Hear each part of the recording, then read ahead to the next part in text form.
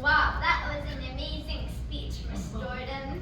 My name is Narjis Karimipour, and I am a 7th grader student at Audubon Charter in New Orleans. I'm here today to share my experience as a deafblind student and hopefully inspire some real change in how we approach access in education. Because everyone, regardless of their challenges, has the right to shine. Success is not about ability, it is about access. For students like me, the right tools make all the difference. And where do we find those tools? From dedicated individuals like you, who provide us with the resources we need to thrive. Let me share my journey with you. My story begins in 2nd grade when I struggled to read large print text, which strained my eyes. I have nystagmus optic nerve hypoplasia, and as my vision deteriorated, reading became increasingly difficult. One day, a remarkable woman, Miss Robin King, visited my school and introduced me to my first Braille book. She convinced my parents of the importance of learning Braille, which was honestly life-changing. From that moment, my journey truly began. Initially, my Braille education was inconsistent. Teachers would come and go, often for only 30 minutes at a time. Hardly enough time to make meaningful progress. However, my classroom teacher was resourceful and worked to create tactile materials so as to allow me to participate fully. Eventually, I was fortunate enough to have my current Braille teacher, Mrs. Benita Abedi, who is the best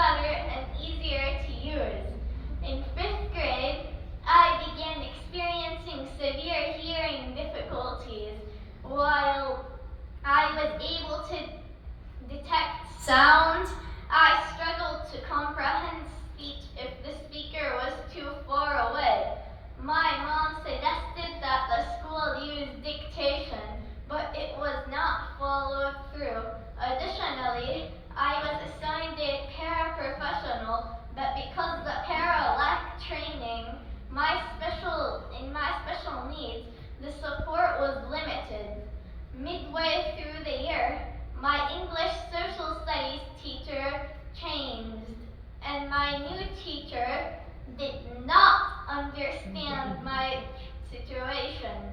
She often sat too far away for me to hear her, leaving me to figure out lessons on my own.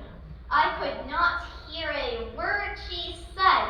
Even if asked, I would not get assistance. So instead, I would read under my desk. I did not care how mad my teacher would be if she caught me. All the reading that I used to do during class allowed me to be the bookworm I am now. To resolve my hearing, we implemented the use of an FM system, but its effectiveness was as one grain of salt in a vast snow-capped valley. I could hardly understand one mumble coming out of my teacher's mouth. I was expected to complete an assignment on my own, reading a braille-out version of some weird Google slides. This is frustrating when you're just trying to learn like everyone else. Since I did not know what to do, I completed this essay in the format that we usually wrote in class and turned it in. My mom then saw the F in Power School and was shocked. Immediately, she questioned why I did not complete the assignment or put forth full effort. After communicating with my teacher, she realized that I was given an assignment with no instructions and expected to complete the assignment. My mom helped explain the assignment to me, and my teacher allowed me to redo. Seriously? Wow, they must have expected me to be a genius. Technology played a crucial role in my ability to communicate and learn. In 6th grade, the school insisted on using dictation software despite my repeated complaints about its inefficiency. I requested my parent types for me, but kept saying that the school instructed her to use dictate. I was like, I don't care what the school tells you. I knew what was best for my own learning, but I felt unheard. Finally, my mom came to the rescue. My mom became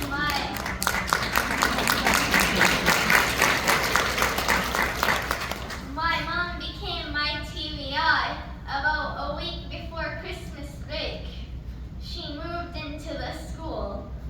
For the first time, I had full accessible materials, making learning far easier. Now, in 7th grade, I'm experiencing the best accessibility I have ever had.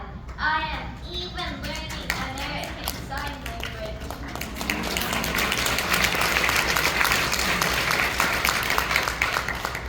Which has opened new avenues of communication for me. My mother types for me in class, and I respond by typing back.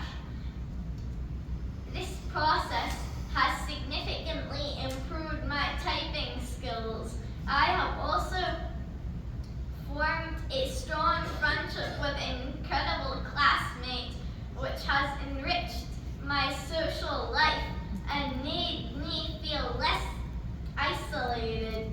Technology has not only facilitated my education, but has also helped me connect with others.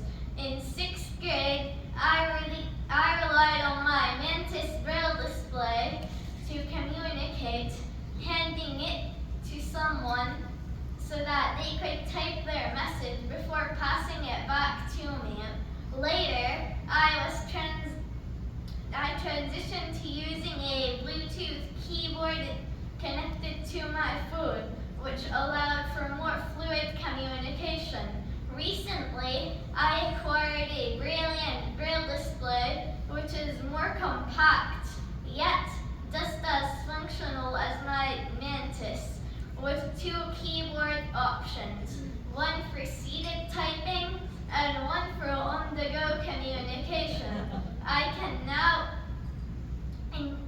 interact more efficiently than ever before. Everyone has the right to communicate, regardless of their abilities or disabilities. When challenges arise, we must seek solutions rather than accept limitations. Just as glasses were developed for those with impaired vision, alternative technology must be embraced for those with different needs. If one tool does not work, we must explore others. As educators, you play an important role in this process. Your responsibility is not to dictate which tools a student should use, but rather to present a range of options and allow them to choose what works best for them. One of the most important lessons I have learned is that students know their needs better than anyone else. If a student expresses frustration with a particular method, do not insist on continuing with it simply because it aligns with school policy. Instead, listen to them, work with them, guide them towards success by supporting their choices. I like to think of it as two tides in the ocean. When they're fighting against each other, it creates dangerous conditions. But when they flow together in the same direction, everything works smoothly. By embracing flexibility and understanding, we can create an environment where students can truly flourish. Before I finish, I'd like you all to close your eyes for a moment. Imagine entering a room where you can only interpret information through sound. How long will it take you to visualize the space you're sitting in today? Now, imagine we take away sound, leaving you with only touch, smell, and taste. You could still navigate this room, but forming a mental picture would take longer. Access is crucial. Lacking access doesn't mean someone is incapable. It simply means they don't have the proper tools. And access extends beyond assistive technology. It includes exposure, accommodation, manipulatives, and opportunity. Not all students are as fortunate as I am to be a part of one of the best schools that takes the extra step to listen and provide the services that I need to the best of their ability. They have created an environment that has made me feel included and not different from any other student. I have one of the best support teams and an access material center that go above and beyond to make sure I have all my books and materials. I am lucky to be a part of an amazing network such as the NFB, where I can connect Most importantly, I am incredibly lucky and fortunate to have an amazing family that are always there for me and support me and advocate for me in any way needed. Education is truly a team accomplishment. As Mrs. Benito always tells me, teamwork makes the dream work.